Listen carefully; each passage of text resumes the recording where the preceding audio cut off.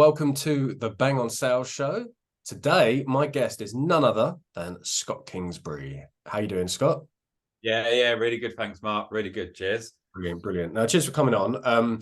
Look, I always ask guests when they come on, just to kick things off. Could you tell us a bit about yourself? Yeah, of course. So obviously, I always start with the personal side because I think that's super important, especially how I lead teams. So for me, family man at heart, keep on my toes with two young daughters, dreading the teenage years, unfortunately.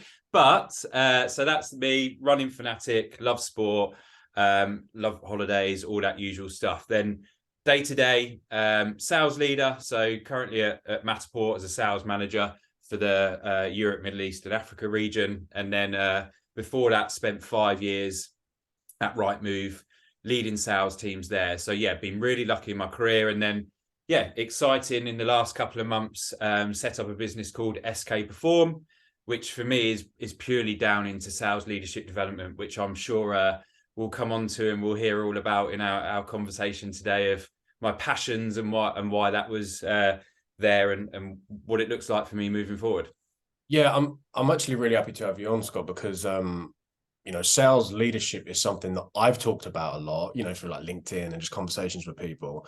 I've never been a sales leader, right? So I've only really been able to share my observations of, I guess, what I feel are mistakes that I've seen be made through the years and things like that. Very, very broad question here for you, but just high level, like what does good leadership, or specifically what does good sales leadership look like in your mind? Yeah, and it's a good one, right? Because that's probably the bit we're in is what does good look like? What does great look like? Right. And that's on the sales side, obviously individual contributors and sales leadership. For me, I was thinking about, been thinking about this for the last couple of months. And really simply, how I look at it is a sales leader can go on holiday and not have to worry. Right. So to me, I look at that and go, that's great sales leadership, right? Your team are functioning, they're doing everything they need to be doing, and you can come away for a week and have it pretty much run itself. Now, of course, there's loads of bit in that, and I think for me is keeping it really simple at the start, where we can start to dig into some of those stuff. It's knowing that you've been fair and done everything that you could have possibly done in order for others to succeed, right? So when you look at sales leadership, who determines team health? Who determines top performance? It's the people on the ground doing the role, right? Those are the people that determine how healthy your team is, what they feel, how they feel. So for me, is good or great sales leadership is how does your team perform and how does your team do well? And there's lots of things behind that makes that happen.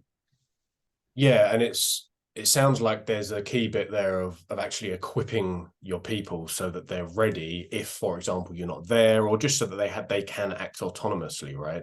Is that kind of a focus for you as well, making sure that there's that readiness aspect to it? Yeah, 100%. I think like definitely for me, it starts off with like standards, expectations, vision, objectives, right? So if everybody on your team can come away and go, we know where we're striving and where we're trying to go, and we know what we're trying to do and why we're trying to do it.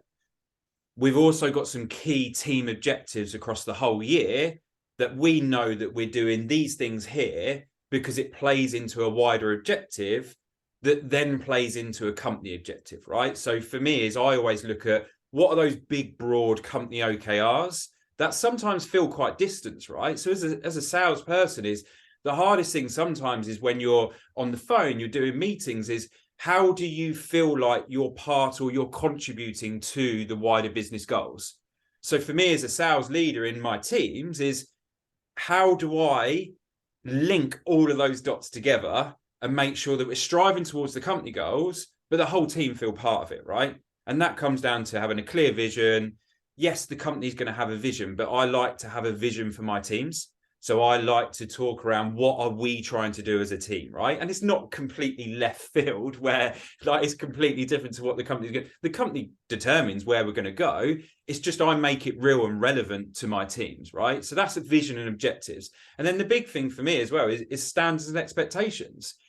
if you don't have clear standards and clear expectations of what you expect as a team, how do you hold people accountable? How do people know that they're doing what they should be doing in your team, right? And I think that's great for new starters and people that are coming, like that have been there for a while. If I go into a team and take on a team, let's talk about, say, Matterport or the sales leadership development stuff that I'm doing, is you need to come in and go, this is what I expect and these are the standards, right?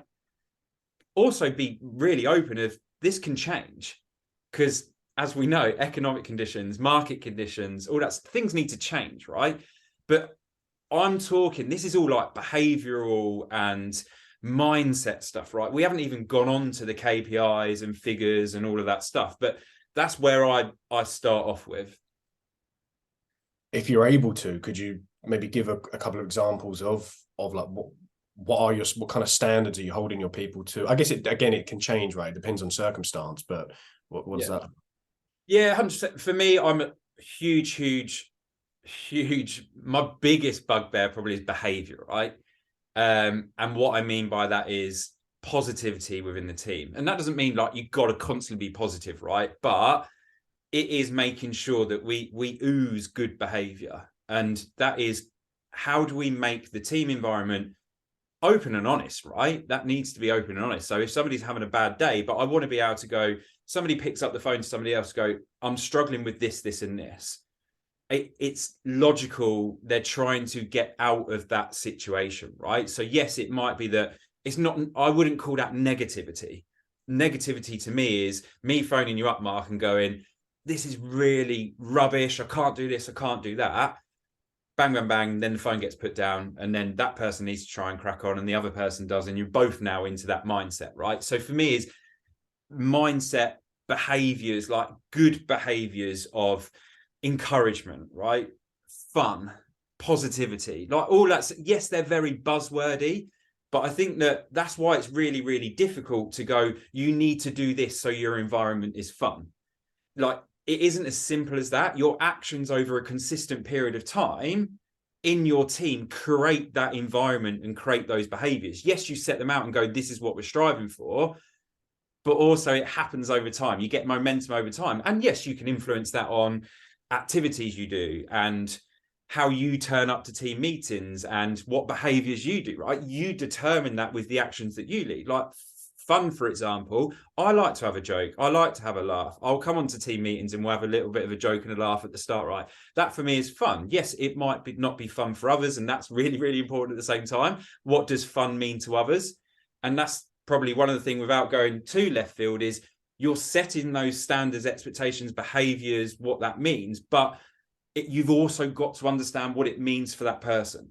So vision, behaviors, standards, we'll do a whole session around that, but then go, okay, so what does it mean to you? What does fun mean to you, Mark? What does a great environment mean to you? What does this vision that we've set out mean to you? Because again, going right down is, you've got different motivations, you've got different reasons of why you turn up to work, etc., etc. Yeah, and I like that, because there's a microcosm and a macrocosm. It's kind of like you're able to tie, like before we recorded, you saying about starting, with your why. You mentioned about being a family man and things like that, and you've got your why, but you need to be able to tie that to maybe the team's vision, the company's vision, whatever it is, right? 100%. There was something that someone said to me years and years ago about it's kind of an obvious thing really, but like the neg, he called it, in a sales team, or I guess in many types of teams.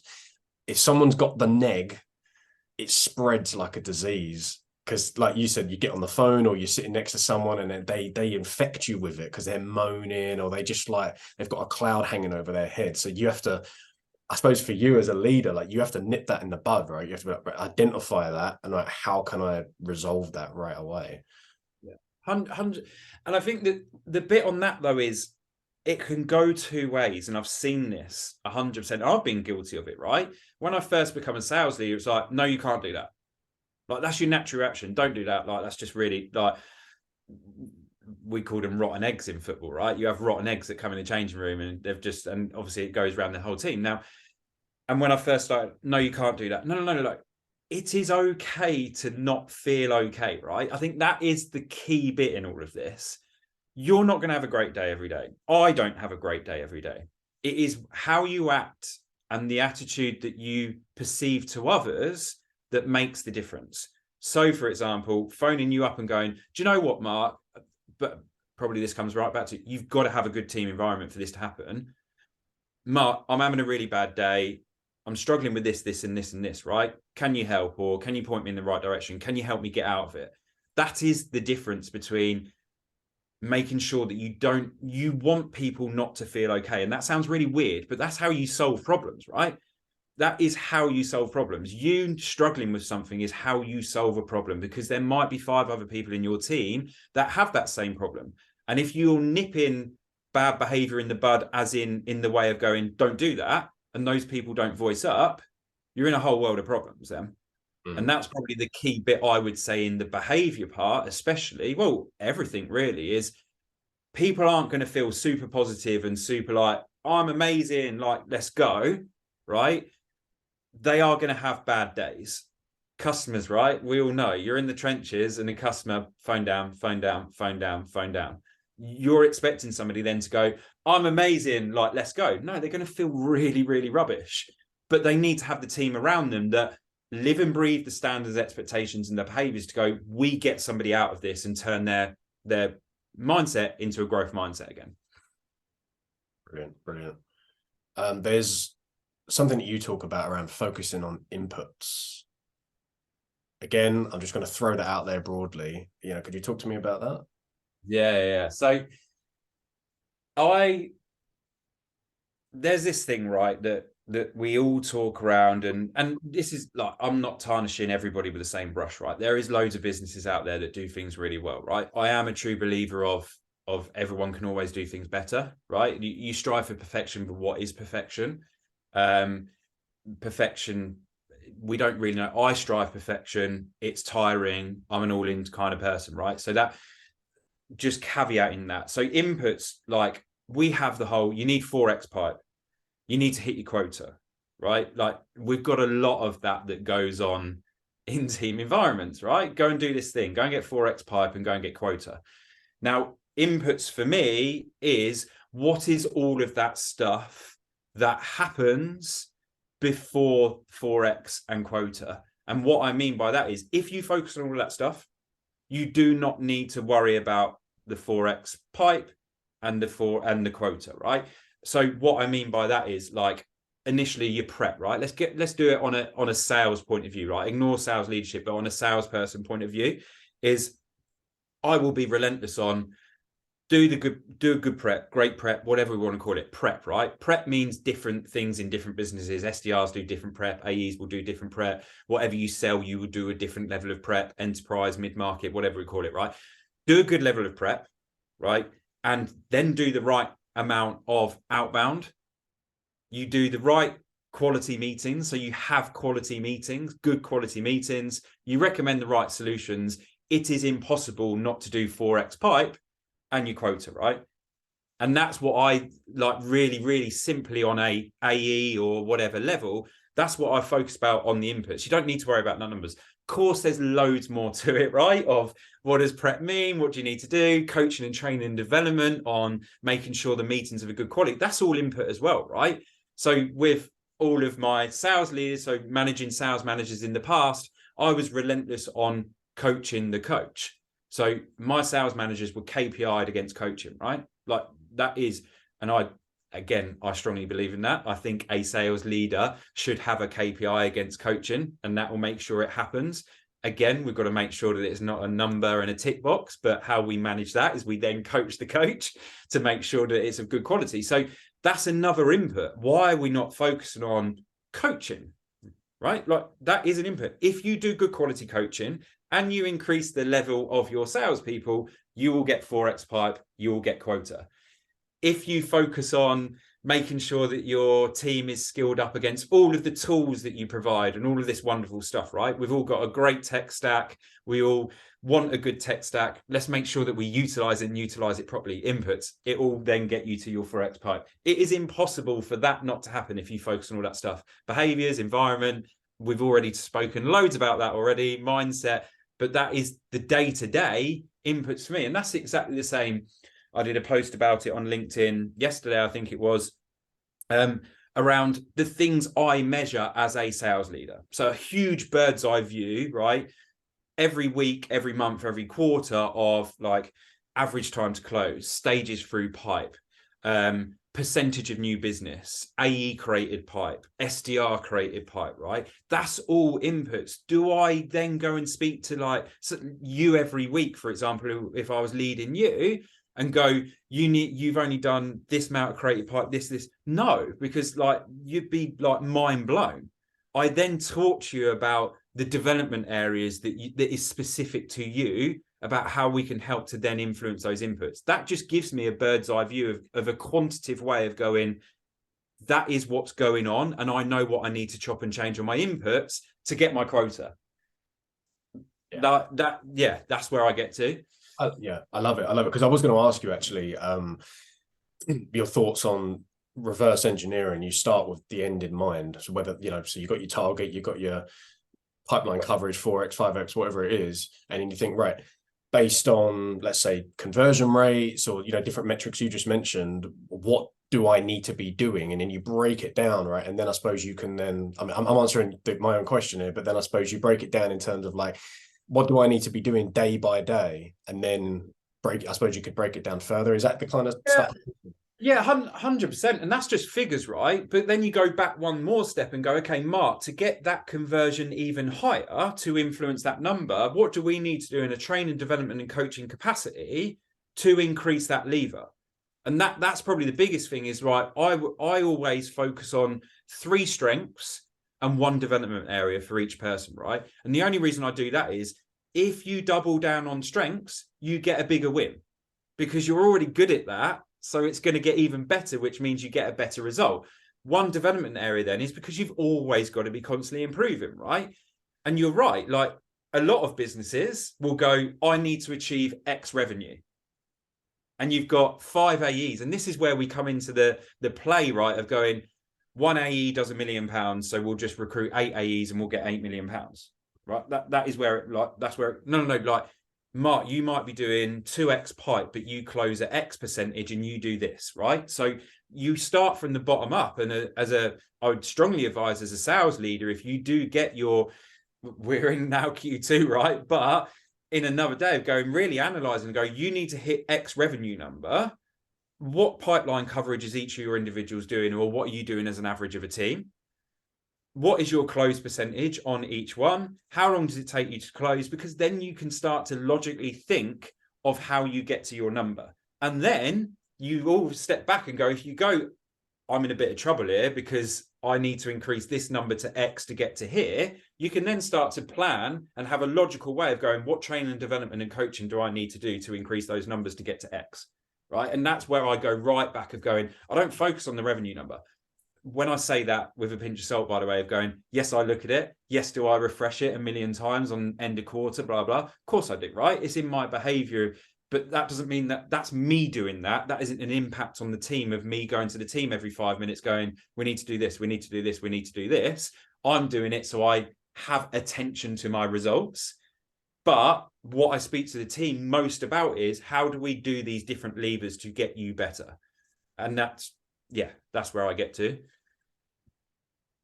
Brilliant. I'm enjoying just listening to you riff on this because I think you're saying a lot of really good stuff. Do you have any other thoughts around, I guess, on either what you've just been talking about or, coaching specifically? So let's say, are there things maybe that you look for in terms of like, okay, where can we maybe turn the dial up in this bit? Like you said about conversion rates and things like that and improving development. Yeah. And I think that's when then another input, right, is you go back to what sales process are you training out? What sales process should the guys be obviously doing, or guys and girls, sorry, on your team should be doing? Like med pick, all of that stuff, right? That goes right back. And I keep on, there's quantitative and qualitative data in everything, right? The quantitative data, say on sales processes, on Salesforce, whatever you use, how much of MedPick is filled in to a certain level. Now, that's admin though. So we know that a lot of salespeople struggle with admin because it's not revenue generating, as we've just had a conversation, right? Like a lot of people struggle with that. Now, that's where the qualitative data comes in and go, let me listen to their calls. Let me jump on some of their meetings. How much are they finding this out of, right? So my coaching and development, and when you're looking at how can we pull those levers, is around a sales process, right? The sales processes are built and made because they work. You've got to be fluid in those because it is a process or a methodology. So if somebody doesn't jump from one section to the next section to the next section in a clear manner, as we know, customer calls don't go like that. Buyer behavior changes, different ICPs, different people you speak to, right? But there is a framework that you can follow. That means that you coach against that framework. And that's probably the biggest thing, right? Is if you don't know what framework you're coaching against, it's really difficult to coach. I've got frameworks I've used in the past, obviously Rightmove, Matterport. I use a framework as of, we've got MedPick at Matterport, obviously Rightmove, we had a sales process built out, right? And that's what we coach against. And then Discovery. I think the other thing to do with coaching as well is the art of giving something really, really clear and tangible for that person to go away and do. So that one development area that you're talking around, like make sure that it's really understood. You role play it, you practice it in that safe space, and then get them to go away and nail it, and then come back and reevaluate, right? But it's got to be really clear on what that person needs to do. And that's the same as you. Like, I can't tell you to go away and go, just do a better discovery. Mm-hmm. And you come in and you're like, no, I don't really know. What do you mean by a better discovery, right? Actually, let's really think. You did some really great background questions. You found some really, really great information.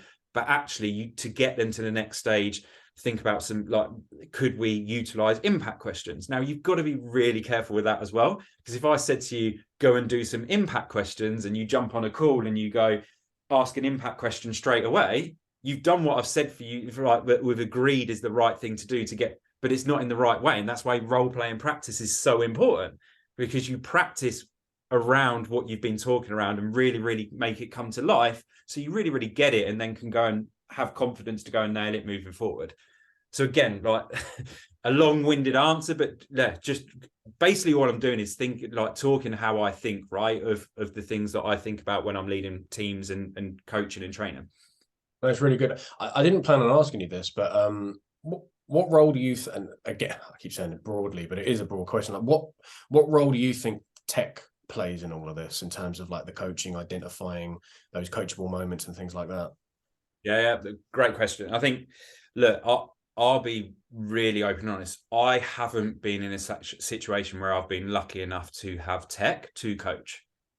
So again, it's not an excuse. If you don't have tech, it's not an excuse. There is a way to coach. Now, I am, though, and a true advocate of having tech, because how I have to coach isn't time efficient, right? And I'm not being notified or have identification on when things could have gone better, right? So in my previous role, the calls were recorded, right? So I could jump in and listen to calls. So I had loads of calls, right, that I could listen to.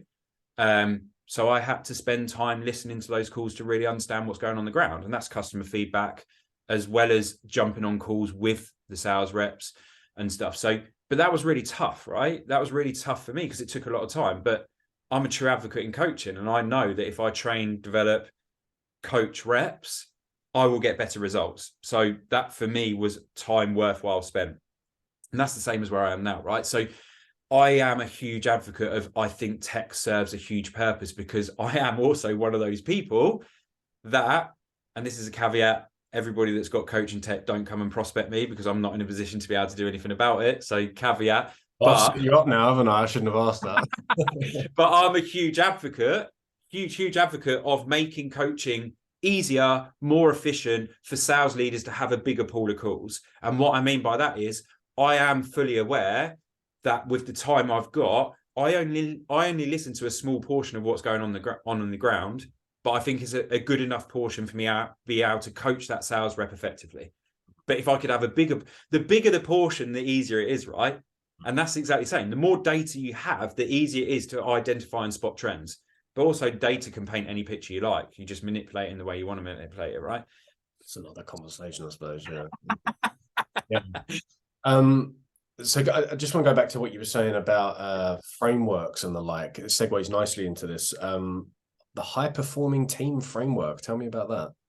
Yeah. So basically, as part of SK Perform and I work in process playbook style, right? And what I mean by that is, am I a robot and am I process driven with my teams? No.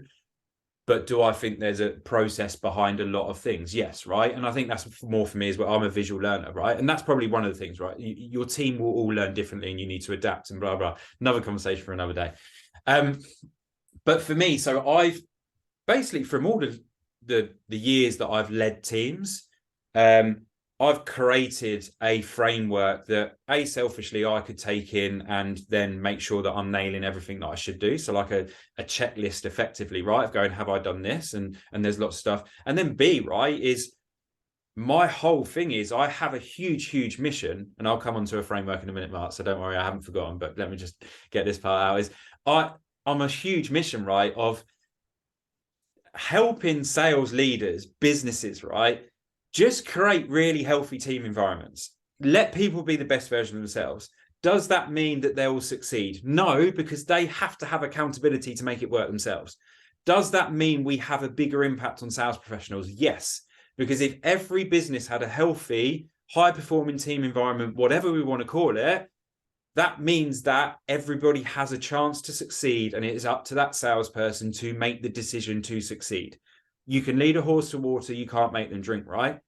But we need to do better at letting salespeople have the best opportunity to develop, thrive, and basically be in an environment that's comfortable for them, right? So that's that part, and hence why it comes onto this. So the high-performing team framework is basically identifying team health. So for me, there's an underlying foundation of going, have you got the standards and expectations set out that you should have for your team, right? That is the bottom line. In order to have a healthy team, you need to have that, right? Vision, standards, expectations, everything, right? We've talked loads around that. And then basically it's split in then into 3 sections. You've got what you are responsible for. You're responsible for a strategic plan. So what strategic plan have you got in order to achieve the goals for the team, right? And that, again, is the content behind that is me working with you or working, obviously, on my own teams that I'm in, of creating something that plays into the company OKRs, company objectives and stuff. And that I would look at strategic plan of going, how do you get to your business goals, right? How do you get to your team goals, business goals? What does that look like quarter by quarter? What does that look like yearly? What does that look like on team objectives, vision, all that stuff? You've then got measurement of results. So you are responsible for basically understanding how do you measure the right things in order to get to your strategic plan. So when I look at that, is obviously our post that I did is I have a bird's eye view of going everything that I can look at to go, I can hold myself accountable and my team accountable in a fair way because I measure the results correctly. Then goes on to meeting types and cadences. Again, lucky for everybody, I do content around all of this stuff. So if you don't want to pay for anything, just look at all my content and put it all together and you'll have this. Is meeting types and cadences. What meetings are you having with your team? Or again, when I was managing sales managers, coming together collaboratively or going, what meetings do we need to have with those individuals in order for them to succeed? One-to-ones, pipeline reviews, strategic reviews, coaching, training sessions, weekly deep dive, right? But again, the content behind it is bespoke for what you need to do to achieve. This is just a framework and a playbook to go, this is what I need to think about and what I need to do in order to get to my strategic plan and so forth. And then the other one that you're responsible for is, are you intrinsically involved? And I think this is one of the big ones is, am I in the trenches with my team? Because how can you lead your team and how can you make decisions on your strategic plan if you have no customer feedback, you're not doing calls yourself, and you're not feeling and living and breathing it, right? And that's a big one for me. Let's think of processes. Have you done an order from start to finish in the last 4 weeks? Because again, as we know with salespeople with admin, that's a massive bugbear, right? Great, I've got an order, I want to get a DocuSign out, but do you know what hiccups happen in that process? So then when that salesperson has spent an hour trying to get a DocuSign out, you can go, I feel your pain and I've been in your shoes. I get it. I'm trying to sort it. Becomes part of your strategic plan. What do I need to go to stakeholders with in order to change to get better results for my team? So that's the first pillar, is you. What are you involved in? You've then got processes. So the second pillar for me is processes. So is your recruitment process, is it good, right? So as you know, you've been through a recruitment process like recently, right? That is massive. In order to have a healthy team, you come into that business, feel really a huge buzz if you have a great recruitment process, right? Is it fair? Is it equal? Does it get the right talent? Are you really clear on what talent that you want and need? All of that stuff, right? You've then got induction in processes. It's a process. Have you got the right induction? Again, one of your LinkedIn posts, right? It makes a huge difference as somebody new to have a great induction process. So does it set people up for success? Is it fair? Are you setting goals? All that stuff, right? Again, process, sales methodology. We've gone on about that previously. Is there one? What does that look like? Process around coaching and developing. Is there a process against how you coach and develop, KPIs, blah, blah, blah? And performance manage. Like, it's not a dirty word to me. Like, performance manage is a thing to get people to performing, or the good performers to get them better. Performance manage should be happening across your whole team, not just the people that are not performing, right? So again, but it needs to be a process. It needs to be fair, it needs to be equal. People need to understand it. People need to understand the actions that they need to do, right? And then the last pillar is team. And again, obviously we've spoken about that. How functional is your team? And that's based off the 5 dysfunctions. So is there an absence of trust? Is there a fear of conflict? Is there a lack of commitment? Is there avoidance of accountability? Is there inattention to results, right? All of that stuff. But in order to have a healthy team, you've got to have a functional team, right? So basically all of that stuff all jumbled in right together. I then go, if all of that's working, you've got a healthy team. You can't get away from that. And then there's, of course, there's leadership key fundamentals behind it. There's tools to help, like SMART goals, skill wheels, grow, coaching model, etc. There's then, I train out leadership key fundamentals, I call them, which is understanding growth versus fixed mindset, how to go through a process of getting somebody from fixed to growth, management styles, what different management styles, how do you flex your style, personality styles, so what different personality styles, and the 4 components of trust. Again, that's a leadership key fundamental to me is, do they trust you? Do they trust the company? Do they trust the team? Do they trust the product? If they don't trust one of those things, you're going to really struggle to gain trust within your team, even if they trust you, right? And that's another conversation for another day, right? Because we talk a lot around trust. Oh yeah, my team trusts me. Do they really, really trust you? Do they trust the company? Otherwise, it's you're going to struggle to get a healthy team. So that is the framework, Mark. Well, I hope you've all been taking notes, because it's all there. But no, there's so much you said there that really resonates, particularly the trust thing. I think that's super important. But yeah, and who is this most suited to? So let's say there's maybe some sales leaders or other relevant people listening to this that may want to learn a little bit more about potentially working with you. Yeah, who are they, and I guess how can they find out more as well?